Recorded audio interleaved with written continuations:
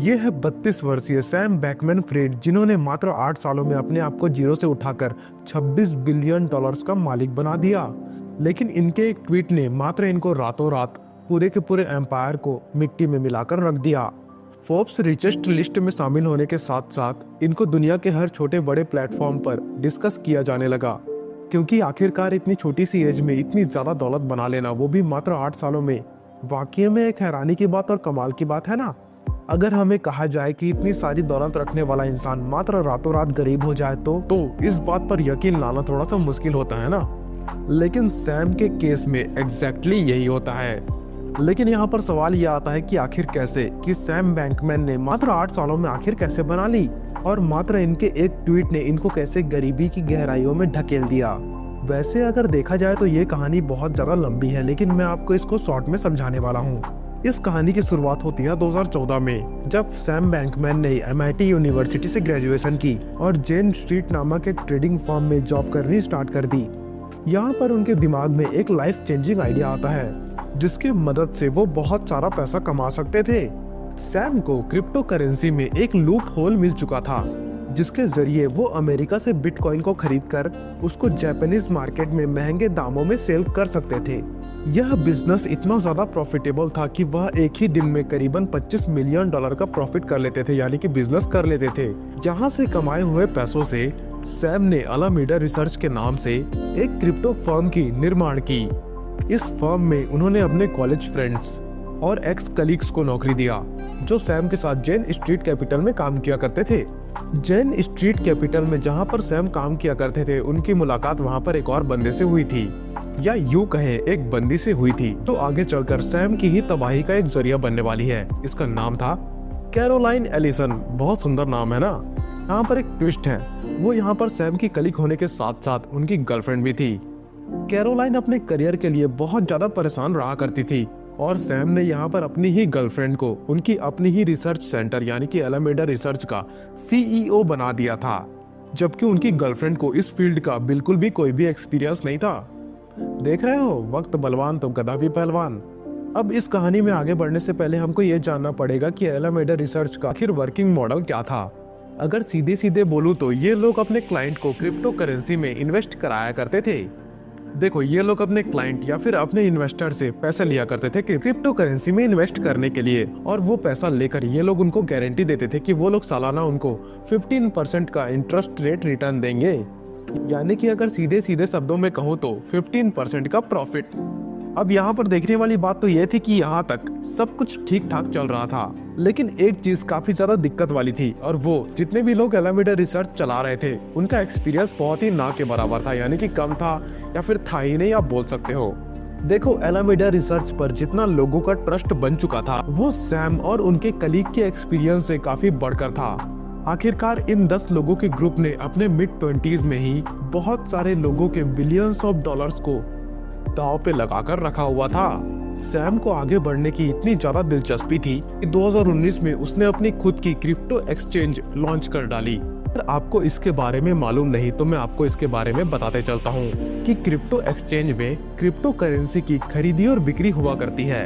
अभी तक दुनिया में क्रिप्टो की हजारों करेंसी और बहुत सारे टोकन्स मौजूद हैं, जिनको सेल या फिर परचेस इन एक्सचेंजेस में ही किया जाता है। अलामीडा की इन्वेस्टमेंट भी क्रिप्टो एसेट्स में हुआ करती थी, जिसके लिए उनको दूसरे एक्सचेंजेस में ट्रेड करने पड़ते थे। अपने प्रॉफिट्स को बढ़ाने के लिए सैम ने FTX अस नाम से अपनी एक खुद की क्रिप्टो एक्सचेंज लॉन्च कर दी। इसी के साथ अपनी खुद की FTT नाम से क्रिप्टो करेंसी भी लॉन्च कर दी थी।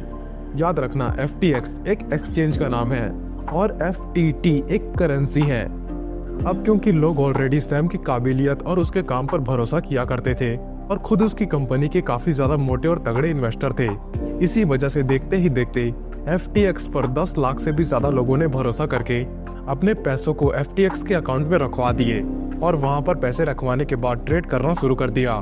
किसी भी एक्सचेंज का फायदा ये होता है कि जितनी भी ट्रेड्स होंगी उसका एक छोटा सा परसेंटेज एक्सचेंज को मिल जाता है। मान लो फॉर एग्जांपल आपने $10 की कोई ट्रेड की या फिर यूं कहे कोई करेंसी खरीदी, तो फिर उसमें से एक छोटा सा हिस्सा करीबन $0.02 एक्सचेंज के पास चला जाएगा और उसको आप उनका एक फीस भी मान सकते हो। सुनने और देखने में तो ये बहुत ही ज्यादा कम लगता है, लेकिन जब दिन में 100 बिलियन से भी ज्यादा ट्रेड हो एक ही एक्सचेंज में, तो आप सोच सकते हो कि उनकी फीस कितनी बनती होगी एक दिन में। लेकिन सैम ने इसके बाद जो स्टेप उठाया वो सैम की लालच थी, जो कि उसकी तबाही का रास्ता बना था। सैम ने अपने इन्वेस्टर्स को ट्रेडिंग की फीस में डिस्काउंट देना शुरू कर दिया।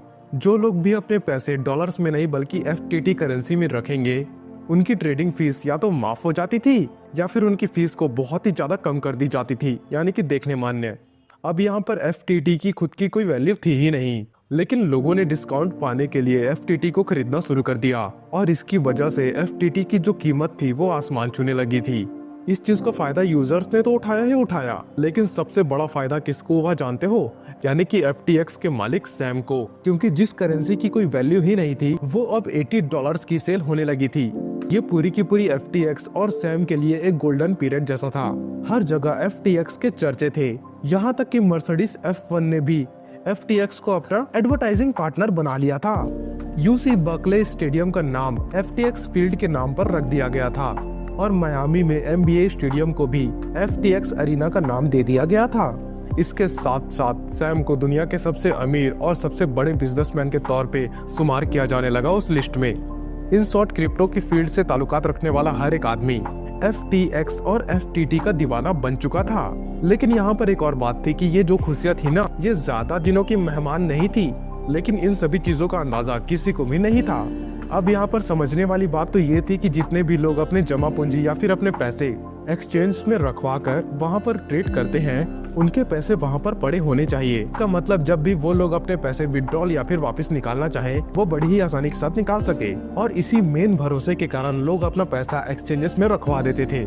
लेकिन यहाँ पर बात ये थी, यानी कि दिक्कत ये थी कि एक साथ बहुत सारे लोग अपना पूरा पैसा निकाल नहीं पा रहे थे। या तो मार्केट क्रैश हो रही हो या फिर इन्फ्लेशन की सूरत में लोग अपने पैसे विड्रॉ कर लेते हैं। तो इस चीज का फायदा उठाकर लोगों को रखवाया हुआ पैसा सैम ने बहुत सारे कॉइन्स में इन्वेस्ट करना और अपने अय्यासियों के लिए उड़ाना शुरू कर दिया। और ये सारा काम बहुत छुप छुपा कर किया जाता था। यहाँ तक कि FTX के एम्प्लॉय तक को इन सब चीजों की भनक नहीं थी, क्योंकि सैम को पता था कि कहीं उसकी इलीगल हरकत अगर लीक हो जाती तो उसको बहुत बड़ा जुर्माना भरना पड़ सकता था। सैम का ये ख्याल था कि वो कस्टमर फंड्स के पैसे से ट्रेड करेगा, प्रॉफिट कमाकर कस्टमर फंड्स के पैसे वापस से FTX में डाल देगा। लेकिन शायद तक किस्मत उसका साथ, यानी कि सैम का साथ यहीं तक देने वाली थी। इसी दौरान अमेरिका के अंदर इन्फ्लेशन आ गई, जिसकी वजह से लोगों ने अपने एसेट्स को लिक्विडेट करना शुरू कर दिया। और इन सब में भला आखिर क्रिप्टो मार्केट कैसे पीछे रह जाती? लोगों का रखवाया हुआ पैसा सैम और उसके पार्टनर ने जहां जहां लगवाया था वो बुरी तरीके से डूब गए, यानी कि क्रैश हो गए। और इससे भी बुरी खबर यहाँ पर ये थी कि ये सारी की सारी खबर न्यूज एजेंसी तक लीक हो गई थी। सैम बैकमैन और उनकी गर्लफ्रेंड यानी कि CEO कैरोलाइन ने द वॉल स्ट्रीट जर्नल को एक वीडियो कॉल के दौरान गलती से यह कह डाला कि FTX ने कस्टमर फंड के पैसे एलामीडा को ट्रांसफर किए हैं। कस्टमर फंड्स के नाम सुनते ही सबके कान खड़े हो गए, क्योंकि ये पैसे तो FTX के कस्टमर्स के थे, जिन सभी पैसों को इस्तेमाल करना एक बहुत बड़ा क्राइम माना जाता है। इस मामले के ऊपर पर्दा डालने की बहुत कोशिश की गई और ये कहा गया कि सभी के पैसे सही सलामत मौजूद हैं और फिर किसी को भी परेशान होने की कोई भी जरूरत नहीं है। इन सारे मामलों को एक आदमी चुपचाप देख रहा था, जिसका इस पूरी कहानी में सबसे इम्पोर्टेंट रोल है, और वह CZ यानी कि चेंग बेंग जाओ, जो कि बाइनेंस क्रिप्टो स्टोर का CEO है। जी हाँ, FTX का राइवल और सैम का बहुत अच्छा दोस्त। जब सैम FTX एक्सचेंज लॉन्च कर रहा था तो CZ ने इसमें अपना $500 मिलियन का शेयर डाला हुआ था। FTX जब अपने पैरों पर खड़ी हो गई तो सैम ने CZ को $2 बिलियन देकर उसका शेयर वापस से खरीद लिया।